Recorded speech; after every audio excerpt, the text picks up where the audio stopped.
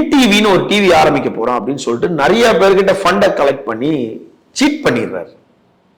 Win TV ஆரம்பிக்க போறதா பணத்தை கலெக்ட் பண்ணி சீட் பண்ணிடுறாரு. சீட் பண்ணிட்டு அதுவும் ஒரு பெரிய சர்ச்சை ஏற்படுது.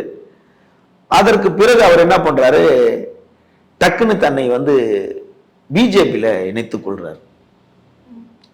ஆனா அப்போதும் அவர் எதுல இருக்கிறார் முக்கியமா நான் கேட்டா, அப்போதுல இருந்து ஒரு விஷயத்துல தொடர்ந்து இது வர்றாரு. யாதவ் மகாசபையில இருக்கிறார். யாதவ் மகாசபையில அப்படி அப்படியே ஒரு பொறுப்புல இருக்காரு. அப்புறம் தலைவராகிறார். அதுக்கு நடுவில் அவர் 2-3 கட்சி ஆரம்பிக்கிறாரு. தமிழ் மக்கள் என்னவோ 2-3 கட்சி ஆரம்பிக்கிறாரு. கடைசியா ஒரு கட்சி ஆரம்பிக்கிறாரு, இந்திய மக்கள் கல்வி முன்னேற்ற கழக நிறுவனரா ஆயிடுறாரு. வேடிக்கை என்னன்னா, பிஜேபி கூட கூட்டணியில தான் அப்படி இப்படி நிக்கிறாரு.